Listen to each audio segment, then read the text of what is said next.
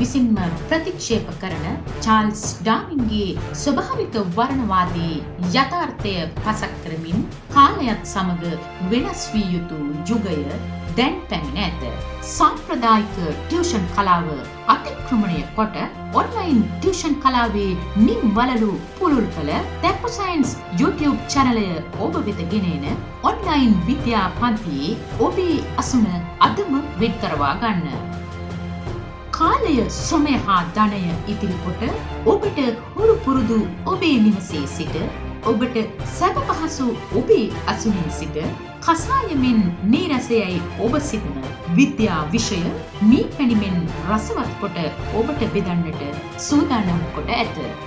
බර බලය පීඩනය පමණක් නොව දුරකාල ප්‍රස්ථාර අනුසාරයෙන් ත්වරණය මන්දනය විස්තර කොට ශාක පටක සත්ව පටක හඳුනා ගන්න. පරමාණු අණු මවුල ගැන හදාරා හිරුගෙන් ලත් ශක්තිය ඔබේ දේහයේ තිරකොට මොළයට සුසුම්නාවට පණිවිඩ යවන නියුරෝන ට්‍රිලියන 100ක් අරගෙන අපේ ඔන්ලයින් විද්‍යා පන්තියේ අසුම් ගන්න. දැන්ම අමතන්න 0.71 12යි 53යි 200 දුරකථන අංකයට. පූර්ණ අභ්‍යන්තර පරාවර්තනය හා අවදි කෝණය තියෙන්නේ. අපි එහෙනම් මෙතේ ඉඳලා යනවා වැඩේට. අවදි කෝණය යනු කුමක්දයි පැහැදිලි කරන්න. අවදි කෝණය අපි 100 උරෙන් දක්වන්නේ හොඳට තේරුම් ගන්න. අවදි කෝණය කියන්නේ මොකක්ද කියලා මම කියලා දෙන්නම් ලස්සනට තේරුම් ගන්න. හරි? මේක අමාරුයි කියලා කට්ටිය කියන මොන අමාරුතාවයක්වත් නැහැ. හරි. මෙන්න බලන්නකෝ. පුතේ ඝනත්වය වැඩි මාධ්‍යයක සිට ඝනත්වය අඩු මාධ්‍යයක් වෙත ආලෝක කිරණයක් ගමන් කරන විදිය තමයි මේකෙන් පෙන්වන්නේ. මම මේක වෙන විදියකට කියන්නේ. ගහනතර මාධ්‍යක ඉඳලා විරලතර මාධ්‍යයකට ආලෝක කිරණයක් ගමන් කරනවා. දැන් මෙතන කවුද ගහනතර මාධ්‍ය? මෙන්න ජලය. ජලය ගහනතර මාධ්‍ය. පුතේ ආලෝකයේ හෙමින් යනවා නම් ඒක තමයි ගහනතර මාධ්‍ය. පුතේ මේ උඩින් තියෙන්නේ වාතය. වාතය කියන්නේ විරලතර මාධ්‍ය. එහෙනම් මෙන්න ගහනතර මාධ්‍ය තමයි මෙතන ජලය, විරලතර මාධ්‍ය තමයි මෙතන වාතය. එහෙනම් මොන ගහනතර මාධ්‍යයක ඉඳලා විරලතර මාධ්‍යයකට ආලෝක කිරණයක් එනවා. මේ ඉන්නේ මේ එන්නේ මේ ඉතලේ දාලා තියෙන උඩ පැත්තේනේ. මෙන්න එනවා. ඒතකොට මෙන්න පතන කිරණය, මෙන්න වර්තන කිරණය. මේක මොකද්ද? පතන කිරණය ගහනතර මාධ්‍යයේ තියෙන්නේ, එළියට යන්නේ වර්තන කිරණය. ඒක ඔයා තේරුම් ගන්න. ඊළඟ පුතේ මෙතන කෝණ දෙකක් හැදෙනවනේ. මෙතන පතන කෝණය හැදෙනවා, මේ පැත්තේ වර්තන කෝණය හැදෙනවා. වර්තන කෝණය හැදෙනවා. ඔන්න ඔය වැඩ ටික අපිට ඕන. හරිනේ? දැන් මොකද්ද මම කියන්නේ? ගහනතර මාධ්‍යක ඉඳලා විරලතර මාධ්‍යයකට කිරණයක් යනවා. ආලෝක කිරණයක් යනවා. එතකොට නිර්මාණය වෙනවා. ඔයා දන්නවා මොකද්ද? පතන කෝණයකුයි වර්තන කෝණයකුයි නිර්මාණය වෙනවා. පතන කෝණය I, වර්තන කෝණය R. හරි. එතකොට දැන් මම මෙහෙම කරවුවොත් පතන කෝණය ටිකක් වැඩි කරනවා. කියන්නේ මෙන්න මේ කෝණය ටිකක් වැඩි කරනවා. ඊට අනුරූපව වර්තන කෝණයත් වැඩි වෙනවා. එයා ඒක දන්නවා. හරි. එන්න මෙතනට. මේ බලන්න. ඔන්න බලන්න. හරි? හරි. ඔන්න මෙතනින් ලස්සනට වැඩි තේරුම් ගමු. හරි. ඔන්න මෙන්න මේ රූප සටහන 1යි 2යි 3යි. මේ පළවෙනි රූප සටහන 3 ගැන මම පැහැදිලි කරනවා. ඔයාට හතරවෙනි එක ගැන තව ටිකකින් කියනවා. හරි. මේ බලන්න. මෙන්න ගහනතර මාධ්‍යයක ඉඳලා විරලතර මාධ්‍යයකට ආලෝක කිරණ 3ක් යන විදිය තමයි මේ පෙන්වන්නේ. පුතේ මෙන්න එක කෝණයකින් යනවා මේ පැත්තේ ඊට අනුරූප වර්තන කෝණය හැදෙනවා. දෙවෙනි අවස්ථාවේ පතන කෝණය පොඩ්ඩක් වැඩි කරනවා. පතන කෝණය පොඩ්ඩක් වැඩි කරනවා. එතකොට ඊට අනුරූපව වර්තන කෝණයත් පොඩ්ඩක් වැඩි වෙනවා. වර්තන කෝණය පතන කෝණය සමාන නැහැ. හරි? එහෙම එකක් නැහැනේ. පරාවර්තන නියම වගේ. හරි. එහෙනම් මෙන්න පතන කෝණය වැඩි කරනකොට ඊට අනුරූපව වර්තන කෝණයත් වැඩි වෙනවා. එක අවස්ථාවක් එනවා. මෙහෙම වැඩි කරගෙන යනකොට මෙන්න පතන කෝණය මේ ගානට වැඩි කරාම මේ තුන්වෙනි රූප සටහනට අවධානය යොමු කරන්න. මේ ගානට වැඩි කරාම ඔයාට පේනවද මේ මාධ්‍යයන් දෙක හරහා වර්තන කිරණය යන බව? මේ මාධ්‍යයන් දෙක හරහා යනවා. හරි? ඒක උඩට යන්නේ නැහැ. මාධ්‍යයන් දෙක හරහා යනවා. හරි? දැන් ඕක ගිය සති මම කියලා දුන්නා. මොකද්ද? ගහනතර මාධ්‍යයක ඉඳලා විරලතර මාධ්‍යයකට ආලෝක කිරණයක් යනකොට අභිලම්බයෙන් ඉවතට තමයි වර්තන කිරණය යන්නේ. ඒ ලේසියෙන් යන්න පුළුවන් නේ. ගහනතර මේ බලන්න මේ යන්න තියෙන්නේ මෙන්න මේ. අභිලම්බයෙන් ඉවතට යනවා මේ. අභිලම්බයෙන් ඉවතට යනවා. එතකොට පතන කෝණය වැඩි කරගෙන යනකොට එක්තරා මොහොතක් එනවා අභිලම්බයෙන් ඉවතට ගිහිල්ලා මෙන්න මේ මායිමේදී මේ මාධ්‍යයන් දෙක හමු වෙන මායිමේදී යන අවස්ථාවක් එනවා. ඒ වෙලාවේ වර්තන කෝණය කීයද? මේ බලන්න වර්තන කෝණය. මෙන්න මේ කෝණය අංශක 90යි. අංශක 90යි මේ වෙලාවේ වර්තන කෝණය. හරි? අංශක 90යි. මෙන්න මේ අවස්ථාව. මෙන්න මේ අවස්ථාව. මේ වෙලාවේ මෙන්න පතන කෝණය යම්කිසි කෝණයක් තියෙනවා. මේ කෝණයෙන් එනකොට මෙන්න මේ මාධ්‍යයන් දෙක හරහා යන අවස්ථාවක් එනවා. ඒ වෙලාවේ වර්තන කෝණය අංශක 90ක් එනවා. අන්න පුතේ වර්තන කෝණය අංශක 90ක් වෙනකොට පතන කෝණය නම් වෙනස්. පතන කෝණයට වෙන නමක් දාන්න. පතන කෝණයට වෙන නමක් දාන්න. මොකද්ද දාන්න නම? අවදි කෝණය කියලා කියන නම වෙනස් කරනවා. නම වෙනස් කරලා දාන්න. එහෙනම් කොයි වෙලාවෙද නම වෙනස් කරන්නේ? වර්තන කෝණය අංශක 90ක් වෙනකොට ඒ වෙලාවේ පතන කෝණයට කියනවා අවදි කෝණය කියලා. ඒ වෙලාවේ පතන කෝණයට කියනවා අවදි කෝණය කියලා. හරි. එහෙනම් වැඩි කරගෙන යනකොට මේ පැත්තෙනුත් වර්තන කිරණේ වැඩි වේගෙන ඇවිල්ලා මාධ්‍යයන් දෙක හරහා යන අවස්ථාවක් එනවා. ඒ වෙලාවේ පතන කෝණය වර්තන කෝණය අංශක 90යි. එතකොට පතන කෝණයට නම් වෙනස් කරන අවදි කෝණය. හරි. පතන කෝණයට කියන අංශක 90 මේ අවදි කෝණය කියලා. හරි. මේ බලන්න ඕන මම මේ දීලා තියෙන විස්තරේ නෝට් එකේ ඔයාලට දීලා තියෙන්නේ. හරි. මේ බලන්න පතන කෝණය යගේ වැඩි වෙන විට වර්තන කෝණය යගේද වැඩි වෙයි. තවදුරටත් පතන කෝණය i වැඩි කරනකොට එක්තරා අවස්ථාවකදී වර්තන කෝණය යගේ අංශක 90ක් වන්නේය. මෙම අවස්ථාව ඉතා වැදගත්ය. මෙම අවස්ථාවේදී වර්තන කිරණ ගමන් කරන්නේ මාධ්‍යයන් දෙක යාවන පුෂ්ඨයේ දිගේය. පහත රූපේ බලන්න. දැන් බැලුවා අපි. මෙම අවස්ථාවේදී ඝනත්වයේ වැඩි මාධ්‍ය තුල දැන් මෙතන නම් වතුර ජලය ඝනත්වයේ වැඩි මාධ්‍ය තුල පතන කෝණයේ අගය එහි අවදි කෝණය නම් වෙයි. ඒකට අවදි කෝණය කියලා නමක් දානවා. එච්චරයි. ඒකට කියනවා ඔයා දැන් අවදි කෝණය. ඔයා පතන කෝණය නෙවෙයි. ඔයා දැන් අවදි කෝණය. එතකොට එයා ඇහුවොත් ඇයි මට අවදි කෝණය කියන්නේ කියලා. එතකොට කියනවා ඔයාගේ වර්තන කෝණය අංශක 90ක් වුණා. අංශක 90ක් වුණා. 90 පැන්න ගමන් ඔයාගේ නම පතන කෝණය නෙවෙයි. ඔයාගේ නම දැන් අවදි කෝණය. දැන් අවදි කෝණය කියලා කියනවා. හරි. එහෙනම් අවදි කෝණය තේරුම් ගත්තා. දැන් ජලයේ අවදි කෝණය ගත්තොත් වතුරේ අවදි කෝණයක් හදන්න අවදි කෝණය බවට පත් කරන්න නම් මෙතන මේ කෝණය පතන කෝණය අංශක 49ක් කරන්න. දැන් ආලෝක කිරණයක් මේ වතුරේ ඉඳලා වාතයට එවනකොට මෙතන පතන කෝණය අංශක 49ක් කරවුවොත් මෙන්න මාධ්‍යයන් දෙක හරහා මේ කිරණය යනවා.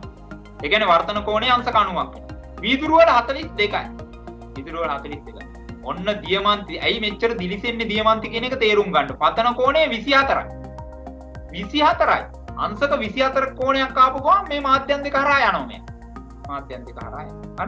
හරි. එහෙනම් එක මාධ්‍යයන් වල අවදි කෝණ වෙනස්. එක මාධ්‍යයන් කියන්නේ ඇත්තටම මෙතනදී ගහනතර මාධ්‍යයන් වල තමයි අවදි කෝණය වෙනස් වෙන්න ඕනේ. මේ අවදි කෝණයක් හදන්න නම් ගහනතර මාධ්‍යයක ඉඳලා විරලතර මාධ්‍යයකටම යන්න ඕන. හරි. විරලතර එක්ක ඉඳලා ගහනතර එක්කට අවිල්ලා වැඩක් නැහැ. එතකොට අභිලම්බයේ දෙසට නැන්නේ. අභිලම්බයෙන් ඉවතට යන්නේ ගහනතර එක්ක ඉඳලා විරලතර එක්කට යනකොට. හරි. එහෙනම් මේක තේරුම් ගන්න ඔයා. ඊළඟට දැන් ඔයා කල්පනා කරන්න හරි. දැන් මේකත් පැන්නොත් දැන් අවදි කෝණයත් ඉක්මවනවා. ඒ කියන්නේ දැන් උදාහරණයක් විදිහට ජලයේ අවදි කෝණය 49යිනේ පුතේ 55ක් කරනවා මේ කෝණය. අවදි කෝණය 55ක් කරනවා. දැන් මේක මොකද්ද වෙන්නේ? තවදුරටත් අභිලම්බයෙන් ඉවතට යනවා. දැන් ආය අභිලම්බයෙන් ඉවතට යනවා කියලා වෙන්නේ කොහෙට යන්නද? දැන් මෙතන නම් වීදුරු වලට යන්නේ. right? ඉස්සලා නම් ජලයට යන්නේ. ඒ කියන්නේ දැන් වර්තනයක් නැහැනේ. දැන් අවදි කෝණය ඉක්මවපු ගමන් වර්තන කිරණයක් නැහැ. දැන් තියෙන්නේ පරාවර්තන කිරණයක්. එම මාධ්‍යයටම එනවා. මේ බලන්න.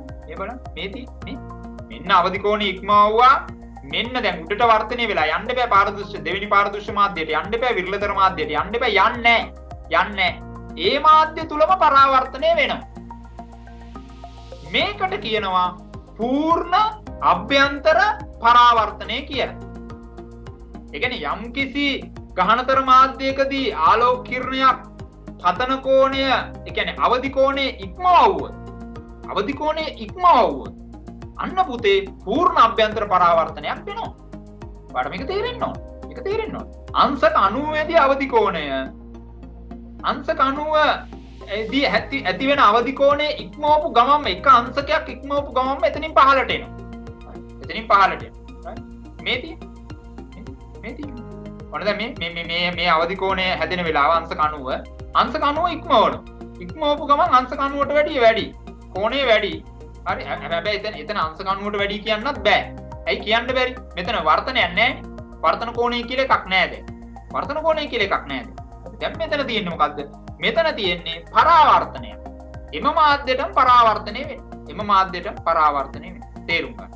අවදි කෝණයට වඩා වැඩි කෝණයකින් ඝනත්වයේ වැඩි මාධ්‍යයක සිට. උතන ඝනත්වයේ වැඩි කියලා කියන්නේ ගහනතර මාධ්‍යය. හරි?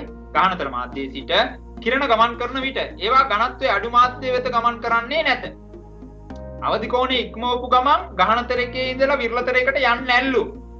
එම කිරණ ඝනත්වයේ වැඩි මාධ්‍ය තුලදීම, ඒ කියන්නේ ගහනතර මාධ්‍ය තුලදීම පරාවර්තනය වීමට භාජනය වේ. පරාවර්තනය වෙනවා.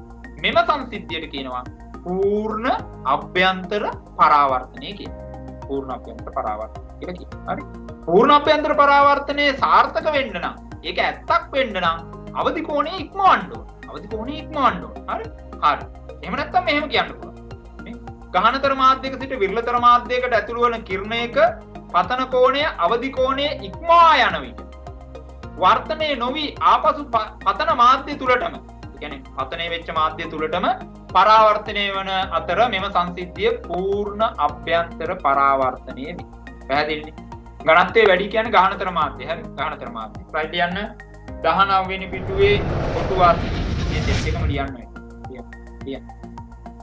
හරි. එහෙනම් ඔන්න පූර්ණ අභ්‍යන්තර පරාවර්තනය. හරි. ඔන්න ඔය ඔතනින් විභාගයට අහනවා අම්බානික. හරි. ඒ කියන්නේ අවදි කෝණය සහ පූර්ණ අභ්‍යන්තර පරාවර්තනය. ඇති දෙයක් නැහැනේ.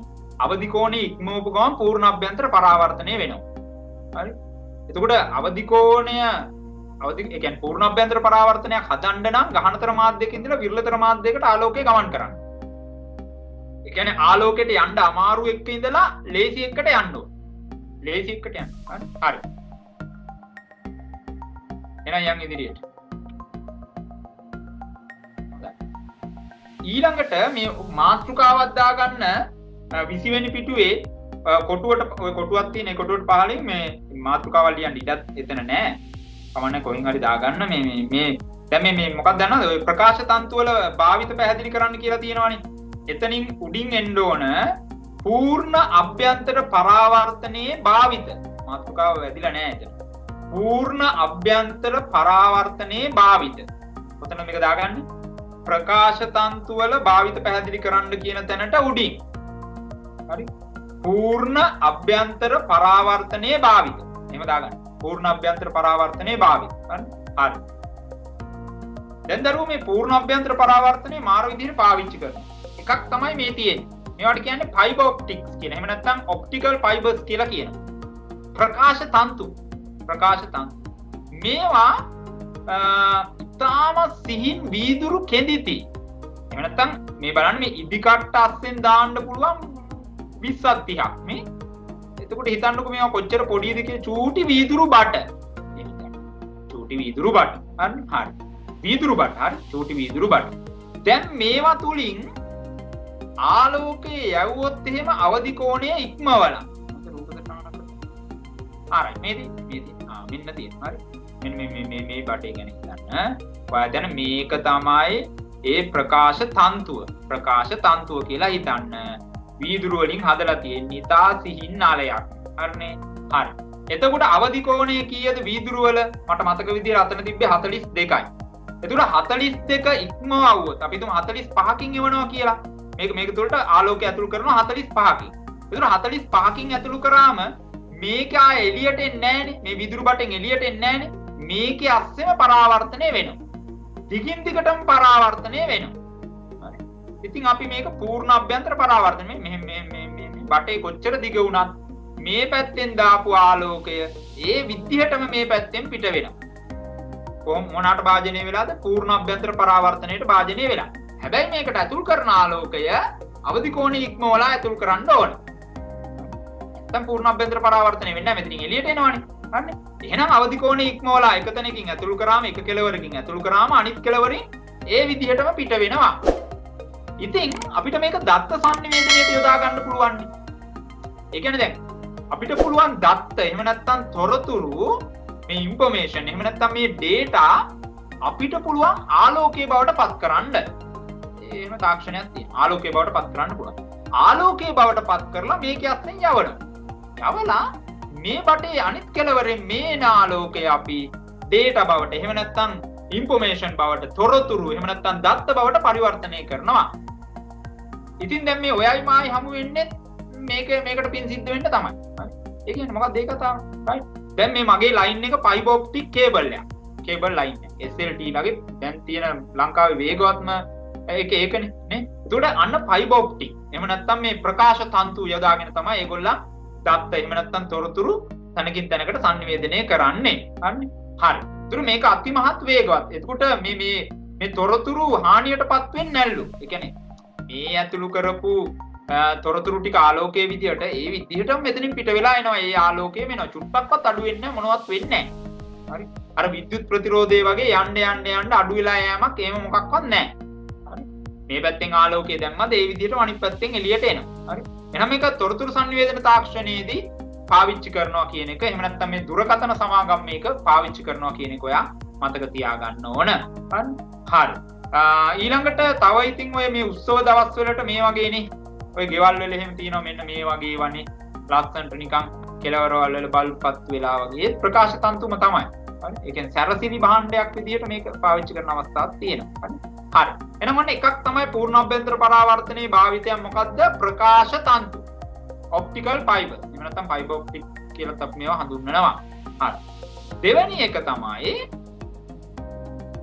එක මොකද්ද? මෙන්න මේ ශරීරයේ අභ්‍යන්තර අවයව නිරීක්ෂණය සඳහා තියෙන උපකරණයක්. ඒකට කියන්නේ එන්ඩොස්කෝපිය කියන්නේ. ඒ කියන්නේ මේකෙන් මොකද්ද කරන්නේ? මේකෙන් කරන්නේ දැන් මේ තියෙන එන්ඩොස්කෝප් උපකරණ. මේන්න තියෙන එන්ඩොස්කෝප් උපකරණ. හරි.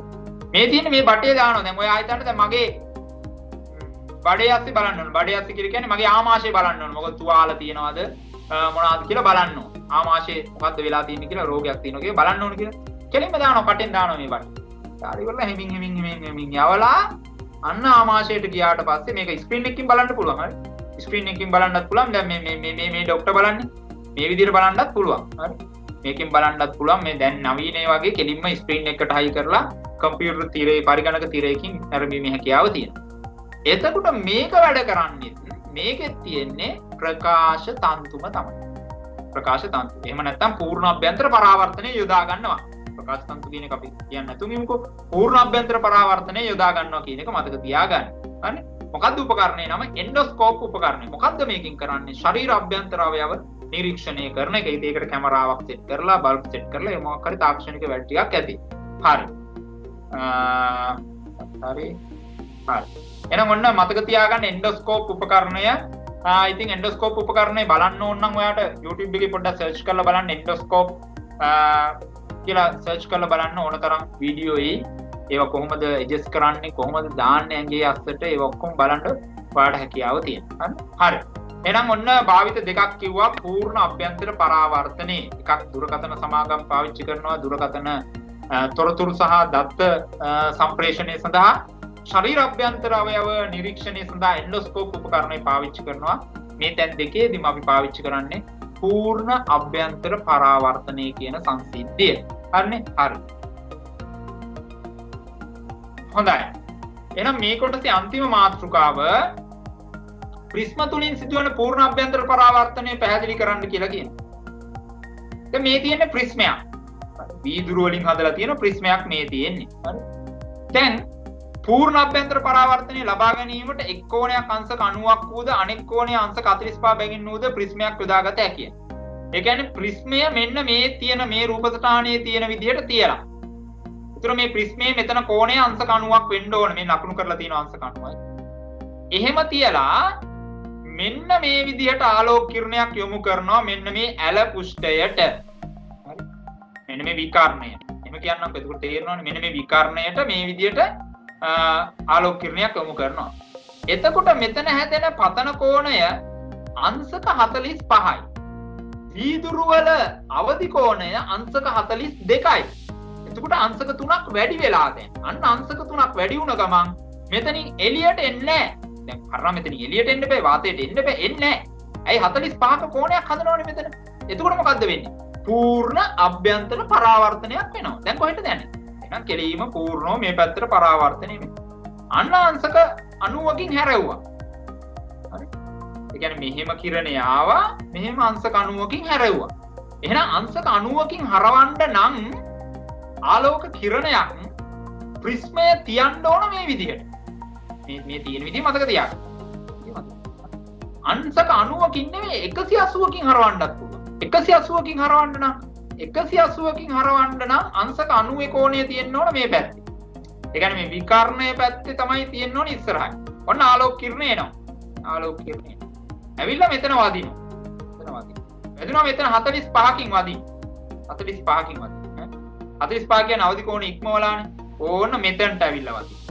පූර්ණ අභ්‍යන්තර පරාවර්තනය වෙනවා. එතනත් 45 කෝණයක් හැදෙනවනේ. ආයෙත් පූර්ණ අභ්‍යන්තර පරාවර්තනය. ඇයි එතනත් අවදි කෝණ ඉක්මවනවනේ. ආනුපුතේ මෙතනින් එළියට එනවා. ලස්සනයි වැඩේ. හරි. මෙහෙම යවුවා. ඊට පස්සේ මොකද්ද වෙන්නේ?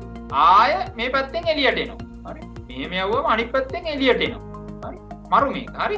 එහෙනම් ඔන්න තේරුම් ගන්න මේ පූර්ණ අභ්‍යන්තර පරාවර්තනය යොදාගෙන අංශක 90කින් හරවන්න පුළුවන්. අංශක 90කින් හරවනවා නම් මෙහෙම 80කින් හරවනවා නම් මේ විදිහට තියන්න ඕන. ඒතර ප්‍රිස්මේ තියෙන විදිය පොඩ්ඩක් ඔයා අවබෝධ කරගන්න ඕන. හරි. කාච ගැන අපි සාකච්ඡා කරමු. කාච ගැන අපි සාකච්ඡා කරමු. දැන් ඔන්න මේක තේරුම් ගන්න ඕන ඔයා. ඉස්සෙල්ලා අපි සාකච්ඡා කරේ දර්පණ සම්බන්ධව. පාඩමේ මුල් අවදී අපි සාකච්ඡා කරා දර්පණ. මේ තල දර්පණය ගැන අපි සාකච්ඡා කරා, අවතල දර්පණ කතා කරා. ඊළඟට අපි සාකච්ඡා කරා උත්තල දර්පණ. උත්තල දර්පණ සාකච්ඡා කරා, අවතල දර්පණ සාකච්ඡා කරා. දැන් අපි සාකච්ඡා කරමු කාච සම්බන්ධ. මොකද්ද කාචයක් කියන්නේ? මේ බලන්න. කාච හදන්න පාවිච්චි කරනවා වීදුරු හෝ ප්ලාස්ටික් ද්‍රව්‍ය. වීදුරු හෝ ප්ලාස්ටික් පාවිච්චි කරනවා. දැන් නම් ගොඩක්ම පාවිච්චි කරන්නේ ප්ලාස්ටික්. ඉස්සර ගොඩක් වීදුරු පාවිච්චි කරා, දැන් නම් කාච හදන්න පාවිච්චි කරන්නේ ප්ලාස්ටික් පාවිච්චි කරන්නේ. හොඳයි. එහෙනම් වීදුරු හරි ප්ලාස්ටික් හරි පාරදෘශ්‍ය ද්‍රව්‍යයකින් සාදන ලද වක්‍ර පෘෂ්ඨ සහිත එක්කෝ ඉදිරියට වක්‍ර වෙලා තියෙන්න ඕනේ, එහෙම නැත්නම් ඇතුළට වක්‍ර වෙලා තියෙන්න. එහෙම නැත්නම් උත්තලව තියෙන්න ඕනේ, එහෙම නැත්නම් අවතලව තියෙන්න. වක්‍ර පෘෂ්ඨ සහිත ප්‍රකාශ උපකරණයක්. ඒ කියන්නේ මේ ආලෝකයේ භාවිතා කරන උපකරණයක් කියලා අපිට කියන්න පුළුවන් කාචය කියන එක. හොඳයි. කාචයක් මගින් සිදු කරන්නේ වර්තනය මගින් ඒ තුලින් ගමන් කරන ආලෝක කිරණයක ගමන් මඟ වෙනස් කිරීමයි. දැන් අපි දර්පණ වලින් කතා කරේ පරාවර්තනය. දර්පණ ආස්සේ යන්නේ නැහැ නේ ආලෝක කිරණේ. හැබැයි කාච හරහා ආලෝක කිරණේ යනවා. කාචය හරහා ආලෝක කිරණේ යනවා කියන්නේ මොකද්ද? වර්තනයක් සිද්ධ වෙන්නේ. එහෙනම් ඒ වෙනස ඉස්සර තේරුම් ගන්න. දර්පණවලදී පරාවර්තනය. කාචවලදී වර්තනයක් තමයි සිද්ධ වෙන්නේ. හරි. එහෙනම් කාචයක් කියන්නේ මොකද්ද කියන එකයි ඔයාලට මම ඔය කිව්වේ. රයිට් අපිට යන්න. එහෙනම් යං කාචයක් කියන එක තේරුම් ගන්න සරලව තේරුම් ගන්න. විභාගයට අහන්නේ නැහැ ජීවිතේට හරි කාචයක් කියන්නේ මොකක්ද කියලා. ප්ලාස්ටික් වලින් හරි වීදුරු වලින් හදලා තියෙන වක්‍ර පුෂ්ඨයක් සහිතව තියෙන ප්‍රකාශ උපකරණයක්. හරි. කාච තුලින් වෙන්නේ වර්තනය. ඒක තේරෙන්න ඕනේ. හරි.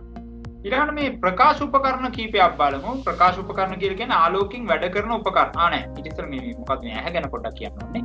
හරි. ඔයා 9 පන්තියේදී ඉගෙන ගත්තා මතක ඇති ඇස සම්බන්ධව අපි සාකච්ඡා කරා.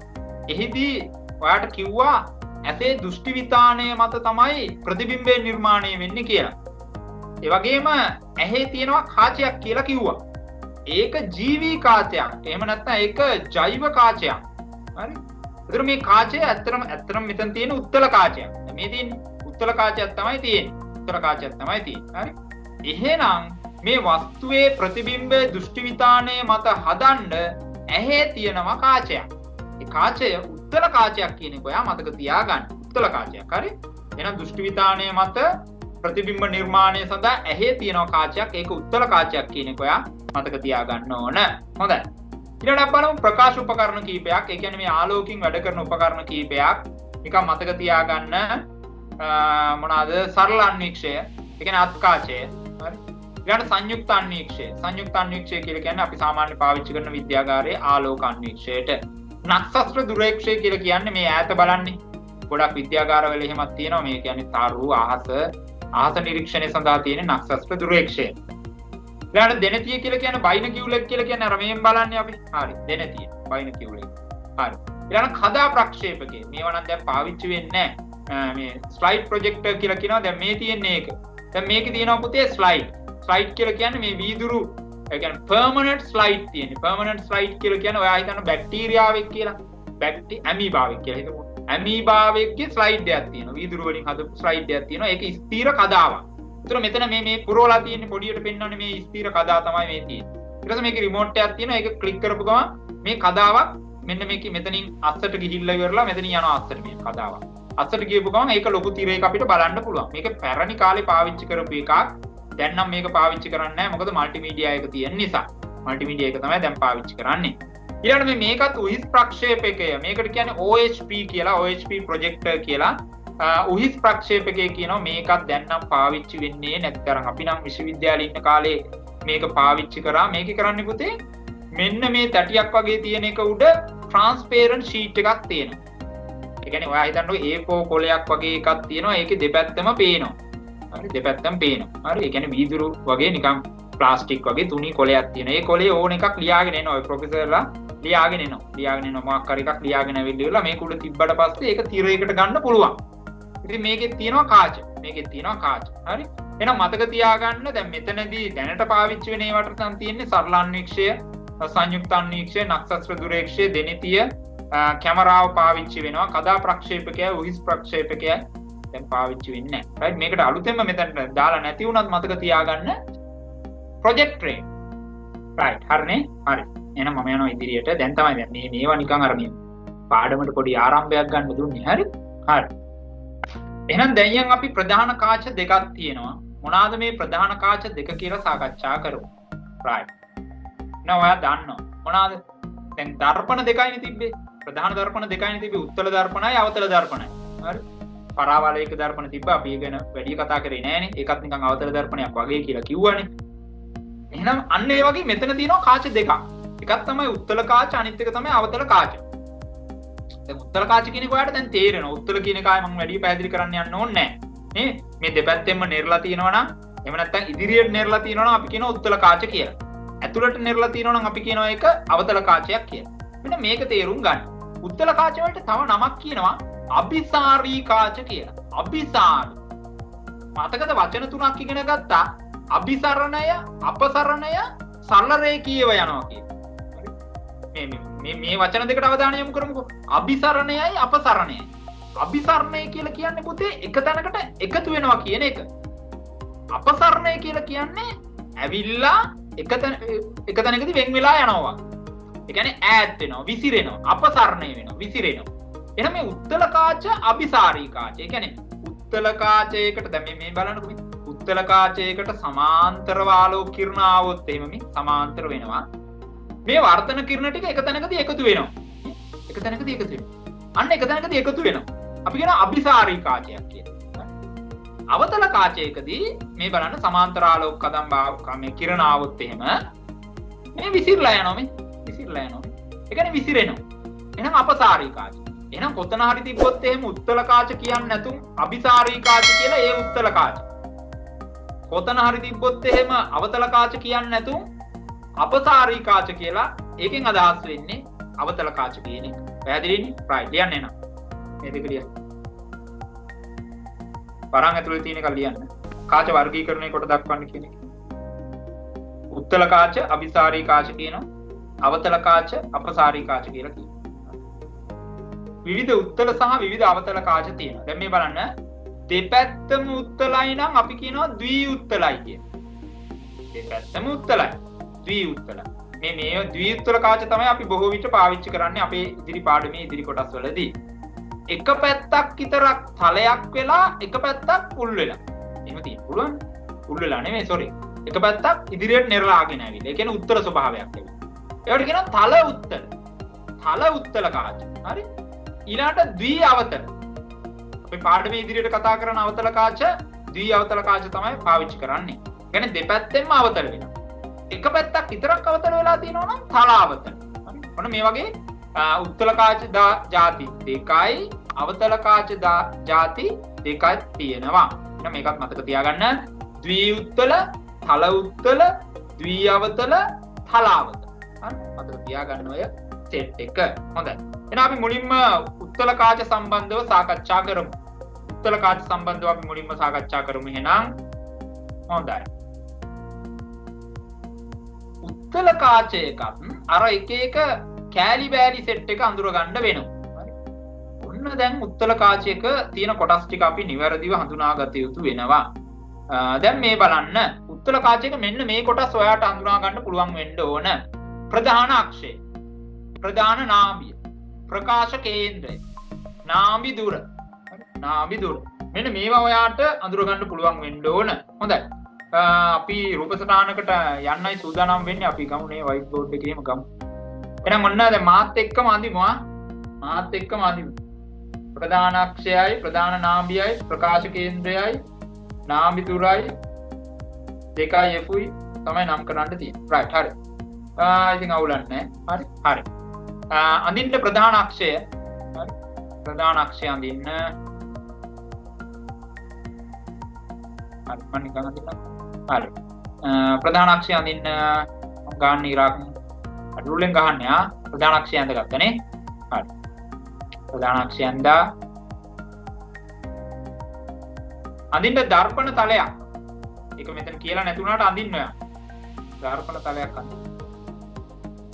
දර්පණ තලයක් ඕන අපේ වැඩවලට. සර් මේ සම්පූර්ණ කොටුවම පාවිච්චි කරන්නද? ඔව් පාවිච්චි කරන්න ගැටලුවක් නැහැ. ඔව්. ඒක පාවිච්චි කරන්න. දර්පණ තලය යන්දා. දර්පණ තලය යන්දා.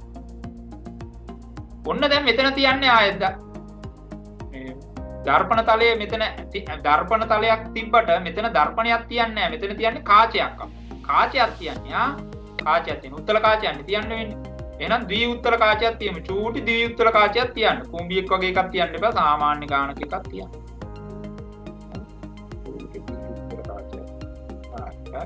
මම මගේ කැතට අඳින්න එපා. ඔයා ලස්සනට ඇඳ ගන්න. හරි.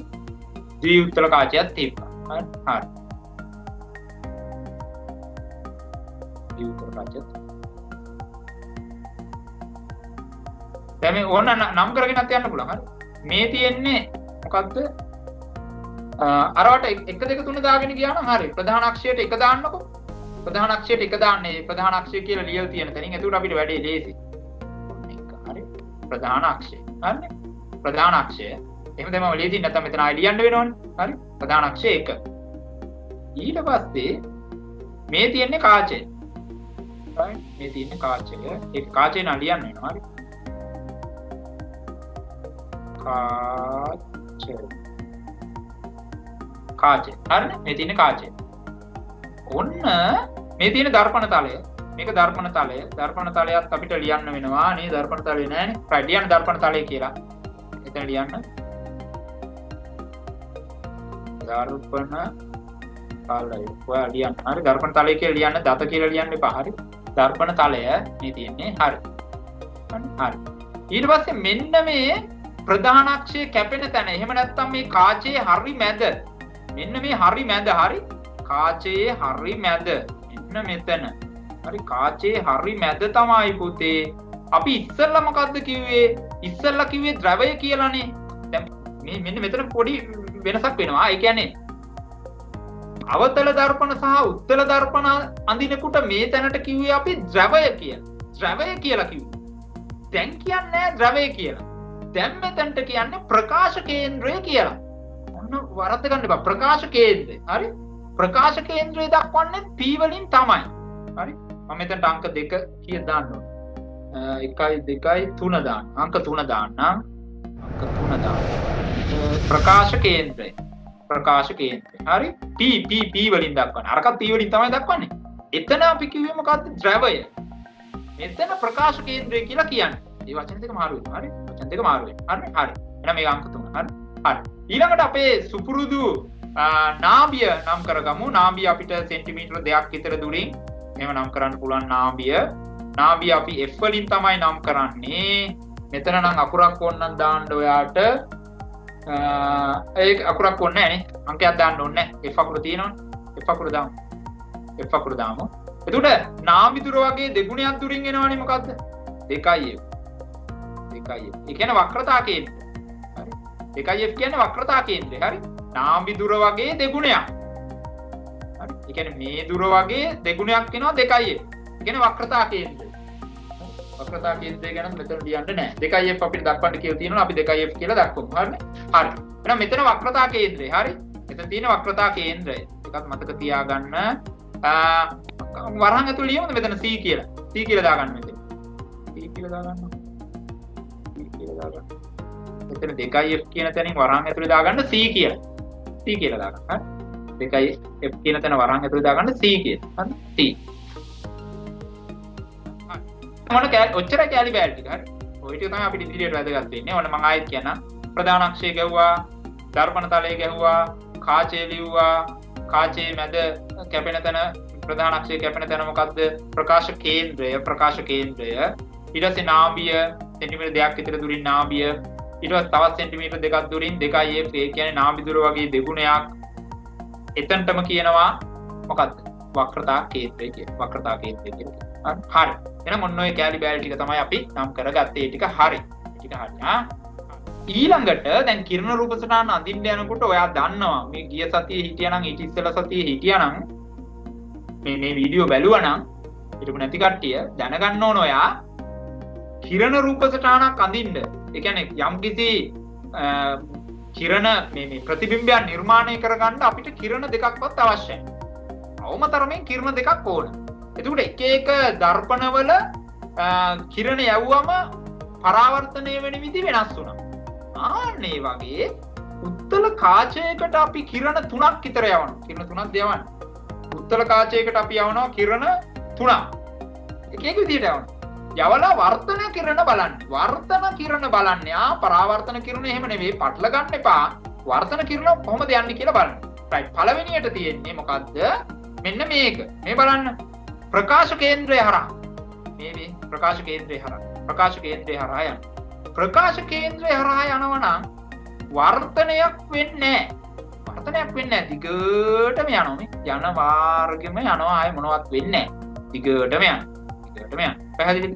දිගටම යන එක තමයි සිද්ධ වෙන්නේ. මෙතන ප්‍රකාශ කේන්ද්‍රය O විදිහට දක්වලා තියෙන්නේ. හරි? ඒකත් මතක තියාගන්න. අතන අපි P විදිහට දැක්ුවේ. ඔව්නේ. හරි? එතන O කරගන්න. නැත්නම් ඔක පැටලෙනවා. දැන් O කරගන්න එතන. ඒ කියන්නේ අර එහා පැත්තේ කොටුවේ ප්‍රකාශ කේන්ද්‍රය O විදිහට නම් කරගන්න. O විදිහට නම් කරගන්න ප්‍රකාශ කේන්ද්‍රය. එතන අපි P කියලා තියෙන්නේ. P එපා. හරි? P එක O කරගන්න. හරි? එතකොට නැත්තම් පැටලෙනවා. හරි? නැත්තම් පැටලෙනවා. හරි? හරි. එනවනම් පළවෙනි කිරණය කෙලින්ම ප්‍රකාශ කේන්ද්‍රයට එවනවා. ආය වර්තනයක් නෑ. යන දිගේම යන. හරිනේ? හරි. දෙවෙනි එකේදී සමාන්තර වෙවනවා. මේ ඒ කියන්නේ ප්‍රධාන අක්ෂය මෙන්න තියෙනවා. මෙන්න එනවා සමාන්තරව. යන්නේ කොහොමද? යන්නේ නාභිය හරහා. මේ බලන්න මේ බලන්න හරි වැදගත්. මේ දර්පණ තලයට එන්නේ මේ කාචයට එහෙම ඉර ගහන්න එපා. ඉදිරියේදී ගහනකොට දර්පණ තලයට ගහන්නේ. මේ බලන්න ප්‍රධාන අක්ෂයට සමාන්තර වෙනවා. නාභිය හරහා වර්තනය වෙනවා. ඇයි යන්න ඕන මෙහෙනේ? එහෙ යන්නේ නැහැ. වර්තනය වෙනවා මේ. නාභිය හරහා වර්තනය වෙනවා. එහෙනම් ඔන්න දෙවෙනි එක. ප්‍රධාන අක්ෂයට සමාන්තරව කාචයට ඇතුළු වෙන කිරණය නාභිය හරහා යනවා. තව එකයි මතක තියාගන්න. තුන්වෙනි එක තමයි අර්ථ විරුද්ධ එක. දෙවෙනි එකේ විරුද්ධ එක. මොකද වෙන්නේ? නාභිය හරහා આવොත්. දැන් මේ පැත්තේ නාභියක් තියෙනවා මම කිව්වනේ. මේ පැත්තේ විතර නෙවෙයි. නාභිය හරහා આવොත්. කියන්නේ නාභියට යොමු කරනවා. යන්නේ කොහොමද? සමාන්තරව යනවා. නාභියට આવොත් සමාන්තරව යනවා. සමාන්තරව આવොත් නාභිය හරහා යනවා. ප්‍රකාශ කේන්ද්‍රයට આવොත් දිගටම යනවා වර්තනය වෙන්නේ නැතුව. ඉවරයි කතන්දරේ. ඔන්න ඔය තුනෙන් දෙකයි මතක තියාගන්න ඕන. ඔය තුනෙන් දෙකක් මතක තියාගත්තා නම් වැඩේ ගොඩ. ගොඩ යනවා ඔය. හරිනේ? හරි. රයිට්. එහෙනම් අපි අඳින්න පටන් ගන්නවා පළවෙනි එක. උත්තල කාචයක පහත ප්‍රතිබිම්බ ඇතිවන අයුරු ඇඳ දක්වා එහි ලක්ෂණ සඳහන් කරන්න කියලා කියනවා. එහෙනම් අපි යම් වැඩේට. අපි යම් මූලික ටික අපි හදාගමු. පිරිසුදු කරගමු අපි. එහෙනම් ඔන්න දැන් මාත් එක්ක අඳිමු. රයිට්. හරි. එහෙනම් ගහන්න ප්‍රධාන අක්ෂය ගහන්න දර්පණ තලයක් හරියට යන්න. මේ පැත්තට පොඩ්ඩක් බර කරලා අඳින්න. මේ පැත්තේ ප්‍රතිබිම්බය හැදෙන්න නිසා මේ පැත්තට චුට්ටක් බර කරලා අඳින්න.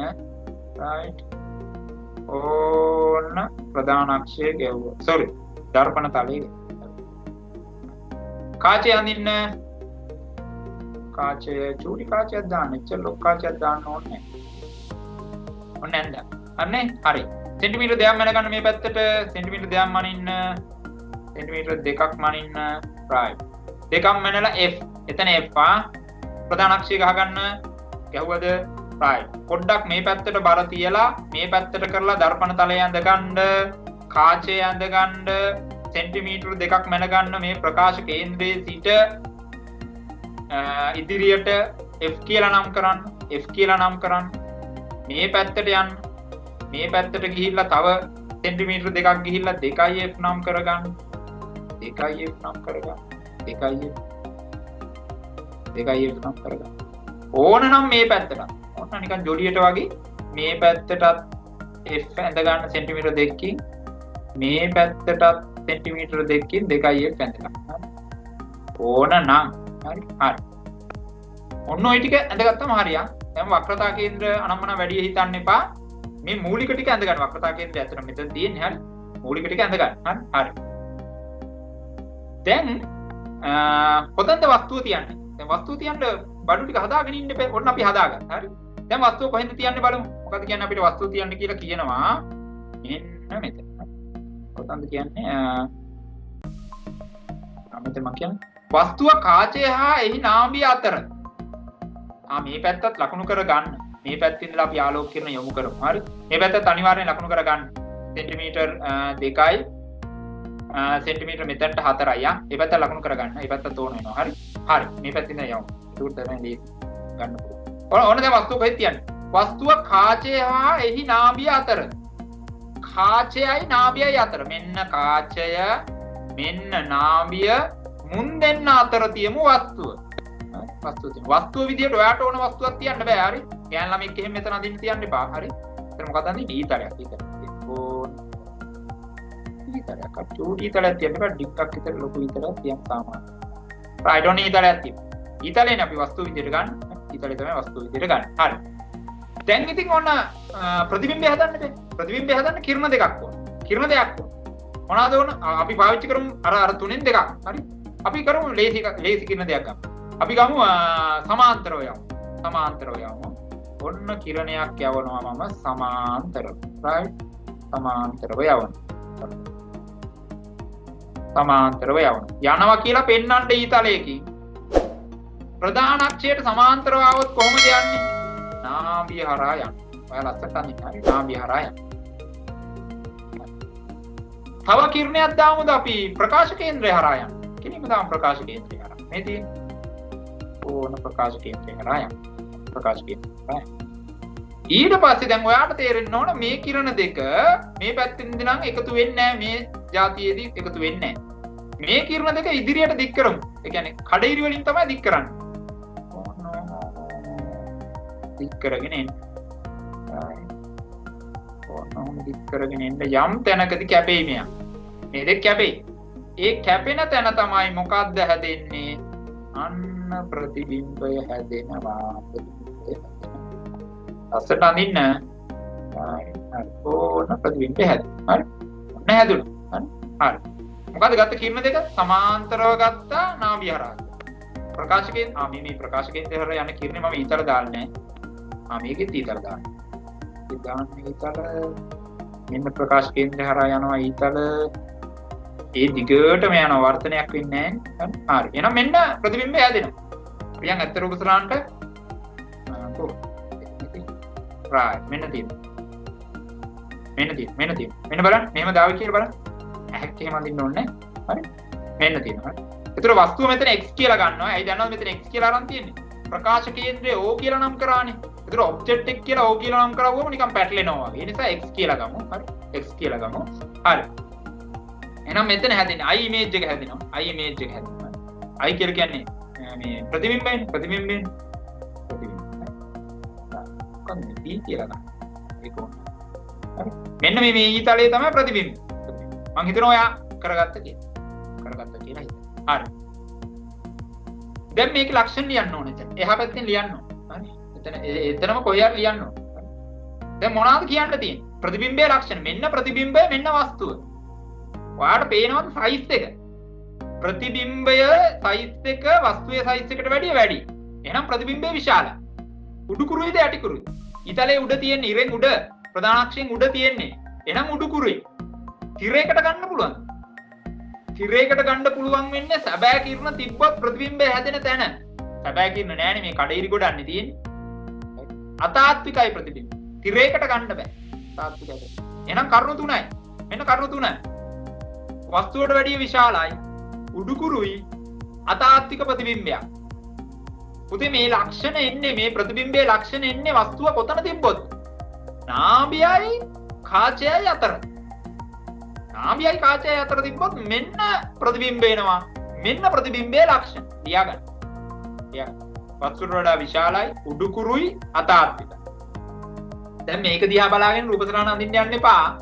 රයිට්? ඒ වගේ මෝඩකමක් තවත් නැහැ. සමහර ළමයි ගොඩක් කරනවා මට ඔය ක්ලාස් වල අහුවෙලා තියෙනවා. හරි? බලාගෙන යනකොට ක්ලාස් එකේ අරයිට්මන්ට් යනකොට මම දකිනවා මේ මෙන්න මේ රූපතරණ දැම්මම ස්ලයිඩ් එකට දැම්මම මල්ටිමීඩියා එකකින් දැම්මම තමයි ඒක තමයි බලන්නේ. ඒක බලන අඳිනවා. අඩුපාඩු හදාගන්න. මේ ඊතලයක් දෙකක් අඩු වෙලා තිබ්බොත් ඒක හදාගන්න එක වෙනම දෙයක්. අය සම්පූර්ණ එකම මේ රූපයක් දැම්මම අඳින්න යන්න එපා. අර මූලික පියවරයන් ටික අමතක වෙනවා. විභාගෙට ඕක කරන්න බෑනේ. කවුරුත් දාන්නේ නෑනේ ඉස්සරහින් ඇවිල්ලා මේ මල්ටිමීඩියා තිරයක දාන්නේ නෑනේ. මෙන්න ඇඳ ගනින්න කියලා එහෙම දාන්නේ නෑනේ. ඒක නිසා මේක හරියට තේරුම් අරගෙන අපි අර ක්‍රමයට යන්න. හරි. දැන් මේ කිරණ රූපතරණ පාට ලේසි. හරි අමාරු නෑ. ගොඩක් දරුවෝ හිතන් ඉන්නවා මේක මාර අමාරුයි කියලා. හරි මේක ඇති දෙයක් නෑනේ පුතේ. මොකද්ද මේකේ තියෙන්නේ? හරි මේක ලේසි. මේක ලේසි ඈ. අමාරු නෑ. ඊළඟට මට දෙයක් කියන්න ඕන. දැන් මේක තියෙන්නේ ඔයාගේ කීවෙනි පිටුවේද දන්නවද? ඒක දැන් මම කතා කරලා ඉවර කරමු. 26 වෙනි පිටුවේ අන්තිමට තියෙන කෑල්ල මේ. හරි? 26 වෙනි පිටුවේ අන්තිමට තියෙන කෑල්ල ඒක දීලා තියෙන්නේ. ලියන්න මොනවද නැහැ. හරි? මේ අත්කාචය හෑන්ඩ් ලෙන්ස් එක විශාල කාචය එහෙම සරලන්වීක්ෂය. දැන් අපි මේ හෑන්ඩ් ලෙන්ස් එකක් සරලන්වීක්ෂය පාවිච්චි කරන්නේ මොකටද? කුඩා වස්තු ලොකු කරලා බලන්නනේ. එතකොට අපි මේකේ තියෙන උත්තර කාචයක්. ඒක ඉස්සෙල්ලා තේරුම් ගන්නකො. මේකේ තියෙන උත්තර කාචයක්. එතකොට දැන් අපි දැන්ඩින් එකට ඉස්සෙල්ලා ඉගෙන ගත්තා උත්තර කාචයකින් ලොකු කරලා බලන්න නම් කාචයයි නාභියයි අතර ප්‍රතිබිම්බයේ වස්තුව තියෙන්න ඕන. ඒක තමයි අපි මේ හෑන්ඩ් ලෙන්ස් එක මෙහෙම කර ගාන්ට එක තැනකට ගෙනල්ලා නවත්තන්නේ. ඒ නවත්තන්නේ කොයි අතරද? නාභියයි කාචයයි අතර. එතකොට තමයි ලොකු වෙලා පේන්නේ. ලොකු වෙලා පේන්නේ. හරි? එහෙනම් මතක තියාගන්න මොකද්ද මේ විශාල කාචයක් කියලා කියන්නේ? එහෙම නැත්නම් සරලන්වීක්ෂය කියලා කියන්නේ? එහෙම නැත්නම් හෑන්ඩ් ලෙන්ස් එක කියලා කියන්නේ? මිටකට සවි කර ගන්නාලාද උත්තර කාචයක් අත් කාචයක් එවත් විශාල කාචයක් ලෙස හැඳින්වේ. ඒ සරලන්වීක්ෂය ලෙසද හැඳින්වේ. ඒතර සරලන්වීක්ෂයෙන් වස්තු ලොකු කරලා බලනකොට වස්තුව තියෙන්නේ කාචයයි නාභියයි අතර කියන එක මතක තියෙනවා. හරි. දැන් මේකෙන් ඇති වෙන ප්‍රතිබිම්බය අඳින්න කිව්වොත් විභාගෙට. අඳින්න ඔය දැන් අපි අඳපු රූපතරණ තමයි අඳින්න වෙන්නේ. හරි. මතක තියාගන්න. හරි. එහෙනම් ඒකත් මතක තියාගෙන යනවා අපි දෙවෙනි එකට. හරි. මොනවද අඳින්නේ? ප්‍රධාන අක්ෂය අඳින්න රයිට් ගැහුවා. හරි. දර්පණ තලයේ ගහන්න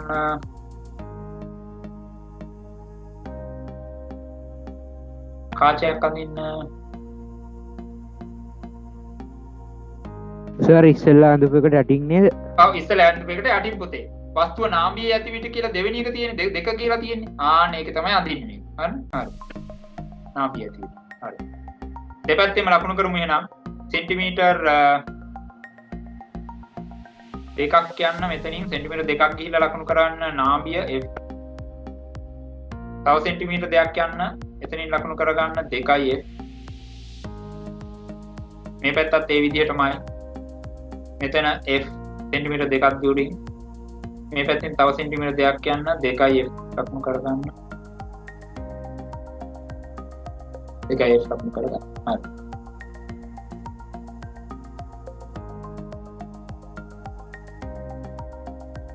right හරි. දැන් වස්තුව කොහෙද තියන්න කියන්නේ? වස්තුව තියන්නලු නාභියේ F එක මත තියන්න කියලා කියන්නේ. F එක මත තියන්න කියලා. F එක මත තියන්න. වස්තුව හරියටම නාභියේ තියන්න. ඕන නාභියේ. මොන වස්තුව තිබ්බාද? ඔයා ලස්සනට තියන්න. X කියලා නම් කරගන්න ඕන වස්තුව ඕනේ. හරි. එහෙනම් ඔන්න නාභියේ තිබ්බා. දැන් කිරණ යොමු කරමු. ප්‍රධාන අක්ෂයට සමාන්තරව කිරණයක් යවමුනේ. යනවා කියලා පෙන්වන්න ඊතලේ. ප්‍රධාන අක්ෂයට සමාන්තරව આવොත් යන්නේ නාභිය හරහා. නාභිය හරහා යනවා. ඊළඟ ප්‍රකාශ කේන්ද්‍රය හරහා කිරණයක් යොමු කරමු. මෙන්න යනවා. ආය වර්තනයක් නැහැ දිගටම යනවා. ඔයා හරියට ඇන්දොත් මේ කිරණ දෙක එකතු වෙන්න බෑ. එකතු වෙන්න බෑ. රේල් පීලි දෙකක් වගේ එකිනෙකට සමාන්තරව යන්නේ. එකිනෙකට සමාන්තරව. හරි. එහෙනම් මේ කොතන වස්තුව තිබ්බමද? නාභීය වස්තුව. නාභීය වස්තුව. අපි යන්ත ඇත්ත එකට. right මේදී දැන් පිටුපස අතරත් ඕනනම් දික් කරලා බලන්න මෙහෙම. කඩේරි වලින් මේ දික් කරලා බලන්න එකතු වෙනවද කියලා. මේ පැත්තෙන් නැත්නම් ඒ පැත්තෙන්වත් එකතු වෙනවද කියලා බලන්න පුළුවන් ඔයාට. try එකක් දෙන්න බලන්න. එකතු වෙන්නේ නැහැ. එකතු වෙන්නේ. එහෙනම් මේ වෙලාවේදී ප්‍රතිබිම්බයක් හැදෙනවද? ඔව්. කොහෙද හැදෙන්නේ? අනන්තේ හැදෙන්නේ. අනන්ත. කොහෙසර අනන්තේදී? අපි දන්නේ නැහැ. ඉතින් අනන්තේ හැදෙන්නේ. අනන්තේ. හරි. අනන්තේ හැදෙනවලු. ඒ කියන්නේ ඇත්තටම හැදෙන්නේ නැහැ. ප්‍රතිබිම්බයක් හැදෙන්නේ නැහැ. හරි. අපි හරියට උත්තල කාචයක නාභියේ වස්තුව තිබ්බොත් ප්‍රතිබිම්බයක් නැහැ. අපිට ප්‍රතිබිම්බයක් ගන්න බෑ. ප්‍රතිබිම්බයක් ගන්න බෑ. හරි. එහෙනම් ලියන්න ප්‍රතිබිම්බය අනන්තයේදී සෑදී කියලා. පැත්තකින් ලියා ගන්න. එතන පැත්තකින් ලියා ගන්න. ප්‍රතිබිම්බය අනන්තයේදී සෑදී. ප්‍රතිබිම්බය අනන්තයේදී සෑදී.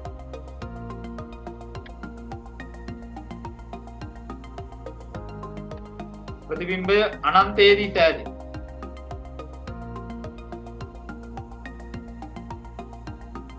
ප්‍රතිබිම්බය අනන්තයේදී සෑදී.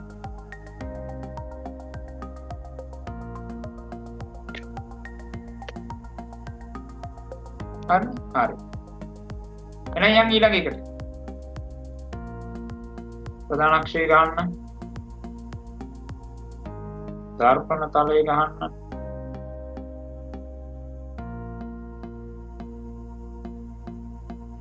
කාචය අඳින්න.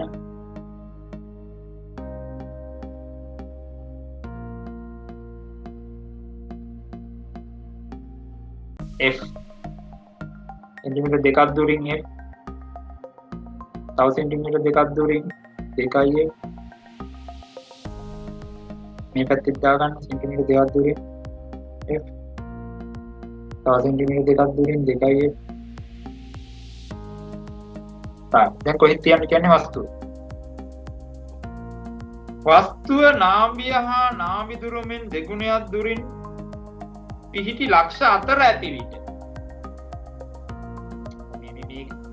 මේ කියනකොට නිකන් පැටලෙනවා වගේ. ඒ කියන්නේ මේ නාභියයි 2යි Fයි අතර තියන්න කියලා නේ. වස්තුව නාභිය හා නාභිය දුරමින් දෙගුණයක් දුරින් පිහිටි ලක්ෂ 4. සරලව කිව්වොත් මේ කියන්නේ නාභියයි 2යි F දුරයි. නාභි දුරමින් දෙගුණයක් දුරයි කියන මේ දෙක අතර තියන්න කියලා කියන්නේ. හරි ඒ දෙක අතර තියමු.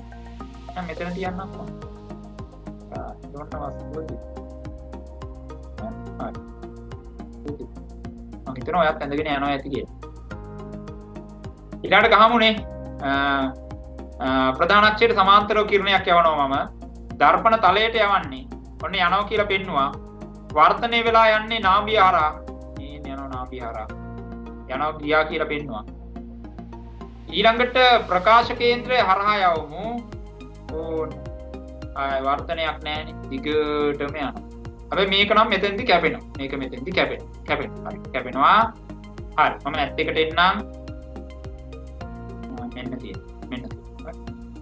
තියෙන හරි මෙන්න නාභියයි නාභි දුර වගේ දෙගුණයක් දුරිනුයි ඒ අතර මැද තිබ්බා සමාන්තරව ආවා නාභිය හරහා ගියා ප්‍රකාශ කේන්ද්‍රය හරහා ආවා දිගටම යනවා මුන් දෙන්න මෙතනදි කැපෙනවා මෙතෙන්දි කැපෙනවා මෙතන තමයි ප්‍රතිබිම්බය නිර්මාණය වෙන්නේ මොනවාද ප්‍රතිබිම්බයේ ලක්ෂණ මින් පෙර නොදුටු ප්‍රතිබිම්බයක ලක්ෂණ මෙතන එනවා මේ ප්‍රතිබිම්බය යටිකුරුයි බැලූ බැල්මටම පේනවා මේක යටිකුරුයි මෙතන ඉටිපන්දමක් තිබ්බොත් පත්තු කරලා ඉටිපන්දම් දැල්ල පහළ තියෙන්නේ යටිකුරු මිනිස්සෙක් හිටන් හිටියොත් ඔළුවෙන් හිටගෙන ඉන්නේ යටිකුරුයි වස්තුවට වැඩිය විශාලයිද චුට්ටක් විශාලයි වගේනේ පොඩ්ඩක් විශාලයි වගේ හරි ඊළඟ එක ලස්සනම වැඩේ තමයි ප්‍රතිබිම්බය හැදුන තැන සැබෑ කිරණ තිබ්බා ඒ කියන්නේ අපිට ඕන නම් මේක තිරයකට ගන්න පුළුවන් ඒකේ අදහස මේක තාත්විකයි කියන එක. මේක තාත්විකයි.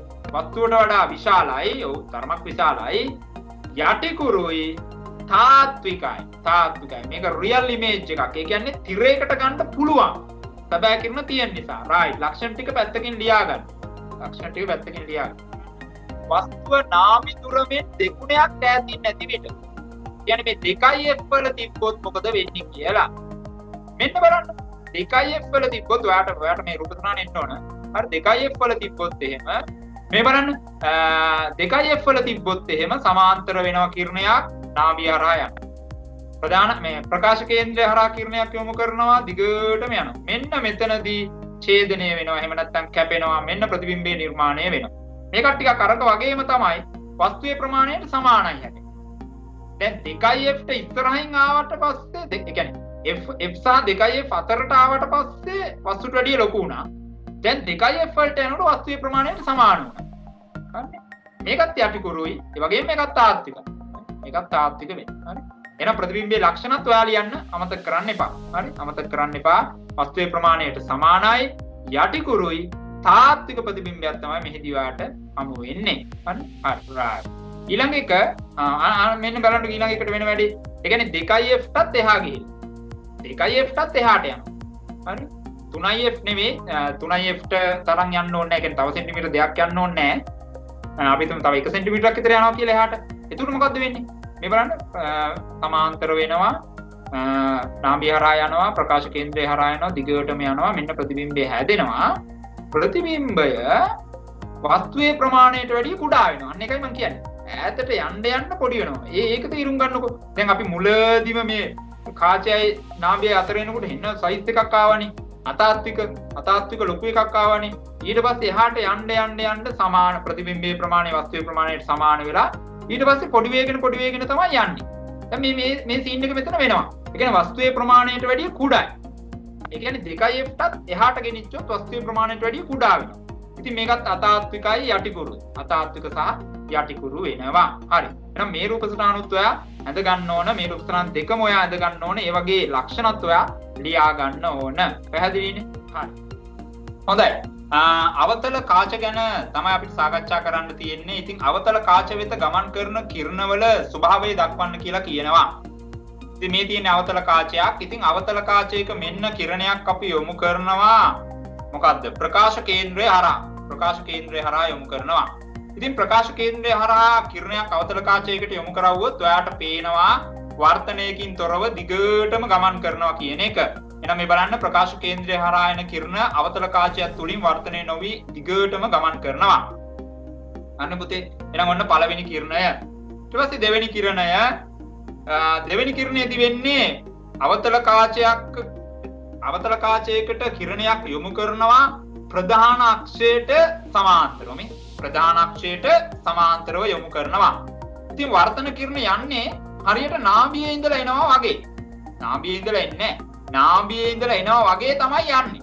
එහෙනම් මේ බලන්න ප්‍රධාන අක්ෂයට සමීපව හා සමාන්තරව ගමන් කරන කිරණයක් අපසරණය වන්නේ. පුතේ අපසරණය කියලා කියන්නේ විහිදිලා යනවා කියන එක.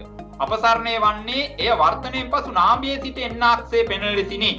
ඒ කියන්නේ නාභියේ ඉඳලා එනවා වගේ අපසරණය වෙනවා. විසිරලා යනවා. ඒක තමයි මේකේ අදහස. ඔන්න දෙවෙනි කිරණය. දැන් මෙන්න තුන්වෙනි කිරණය. තුන්වෙනි කිරණය කෙලිම අරකේ දෙවෙනි එකේ විරුද්ධ එක. ඒ කියන්නේ මොකද්ද? නාභිය වෙත යොමු කරනවා කිරණයක්. නාභිය වෙත යොමු කරනවා. නාභියට එල්ල කරනවා මේ. නාභිය වෙත එල්ල කරනවා කිරණය. එතකොට යන්නේ කොහොමද? වර්තනය වෙන්නේ කොහොමද? සමාන්තරව. මෙන්න සමාන්තරව වර්තනය වෙනවා. හරි? නාභිය වෙත යොමු කරනවා. මෙන්න සමාන්තරව වර්ධනය වෙනවා. එහෙනම් නාභිය එල්ලේ එන කිරණ වර්තනයෙන් පසු ප්‍රධාන අක්ෂයට සමාන්තරව ගමන් කරනවා. සමාන්තරව ගමන් කරනවා. තේරුණාද ඔයාලට? හරි. අවතල කාචයකින් සෑදෙන ප්‍රතිබිම්බයේ ස්වභාවය දක්වන්න කියලා කියනවා. හොඳයි. දැන් මෙන්න මේක තේරුම් ගන්න ඕන ඔයා. මොකද්ද? අවතල කාචයක් ඉදිරියේ කොතන වස්තුව තිබ්බත් ප්‍රතිබිම්බයේ ස්වභාවය ඒකාකාරයි. ප්‍රතිබිම්බයේ ස්වභාවය වෙනස් වෙන්නේ නැහැ. අවතල කාචයේ කොතන වස්තුව තිබ්බත් ප්‍රතිබිම්බයේ ස්වභාවය වෙනස් වෙන්නේ නැහැ. හැබැයි උත්තර කාචයක එහෙම නැහැ. අපි දැක්කා. නාභිය ගාව තියෙනකොට මෙහෙමයි, නාභියට එහා පැත්තෙන් තියෙනකොට මෙහෙමයි ගගා අපි ගිය සතියේ සාකච්ඡා කරා. එහෙනම් දැන් තේරුම් ගන්න ඕන කාරණේ මොකද්ද? අවතල කාචයක කොතන හරි කමන්නේ වස්තුව තියන්න තියෙන ඕන තැනකින් හැදෙන ප්‍රතිබිම්බයේ ස්වභාවය ඒකාකාරයි. ඒක වෙනස් වෙන්නේ නැහැ. ඒක වෙනස් වෙන්නේ නැහැ. මෙන්න බලන්න. මෙන්න අවතල කාචයක් ඉදිරියේ මම වස්තුවක් තියලා තියෙනවා. මේ තියෙන්නේ වස්තුව. මේන්න වස්තුව. මම තියලා තියෙන්නේ නාභියට පොඩ්ඩක් එහා පැත්තේ. නාභියට පොඩ්ඩක් එහා පැත්තෙන් තියලා. ඔයාට කැමති තැනකින් තියන්න පුළුවන්. හරි. කිසිම ගැටලුවක් නැහැ. හරි. මම සමාන්තරව කිරණයක් යොමු කරා. ඔයා දන්නවා සමාන්තරව ආවොත් කොහොමද යන්නේ කියලා? නාභියේ ඉඳලා එනවා වගේ යනවා. නාභියේ ඉඳලා එනවා වගේ යනවා. ඊට පස්සේ ප්‍රකාශ කේන්ද්‍රය වෙත යොමු කරනවා. වර්තනයක් නැහැ, දිගටම යනවා. ඊට පස්සේ අපිට පේනවා මේ දෙන්න නම් මේ එළියට එන වර්තන කිරණ දෙක නම් ජීවිතයට කැපෙන්නේ නැහැ. හැබැයි මේ දෙක මේ සමාන්තර වෙන කිරණය පොඩ්ඩක් පිටුපස අතට දික් කරවුවොත් එහෙම මෙන්න මෙතනදී මේ දෙන්න ඡේදනය වෙනවා. මේ දෙන්න ඡේදනය වෙනවා. හරිනේ? හරි. එතකොට ප්‍රතිබිම්බය අතාත්විකයි. එතකොට ඔයා මට කියේ සර් මෙතන තියෙනවනේ සැබෑ කිරණයක් කියලා. ඔව් තියෙනවා, එකයිනේ තියෙන්නේ. එකක් තියලා හරියන්නේ නැහැ. දෙකම තියෙනවා. මෙතන එක කිරණයක් තියෙනවා. ඒක හරි. මේ සැබෑ කිරණ එකක් තියෙනවා. හැබැයි සැබෑ කිරණ දෙකක් නැහැ. ඒ නිසා ප්‍රතිබිම්බය අතාත්විකයි. තිරයකට ගන්න බෑ. ඊළඟ වස්තුවට වැඩිය කුඩායි මේ ඊතලයට වැඩිය මේ පොඩි ඊතලෙ. ඒ කියන්නේ ප්‍රතිබිම්බය හරි කුඩායි. ඊළඟ මොකද්ද කියන්නේ? උඩුකුරුයි. උඩුකුරුයිනේ. මේ ඉරට උඩ තියෙන. එහෙනම් උඩුකුරුයි. පැහැදිලිනේ? එහෙනම් පුතේ මේක නියම ප්‍රශ්නයක්. ඒ කියන්නේ අවතල කාචයක් ඉදිරියේ වස්තුවක් තිබ්බම ප්‍රතිබිම්බය කොයි වගේද කියලා අපිට කියන්න පුළුවන් වෙන්න ඕන, අඳින්න පුළුවන් වෙන්න ඕන. භාගයට මෙතනින් ප්‍රශ්න කරන්න පුළුවන්. ඇයි හැම ළමයාටම එන්න ඕන එකම රූප සටහන? හැම ළමයාටම එන්න ඕන එකම ලක්ෂණ ටික. එහෙනම් ඔන්න ප්‍රකාශ විද්‍යාව පාඩම ඉවරයි. හරි.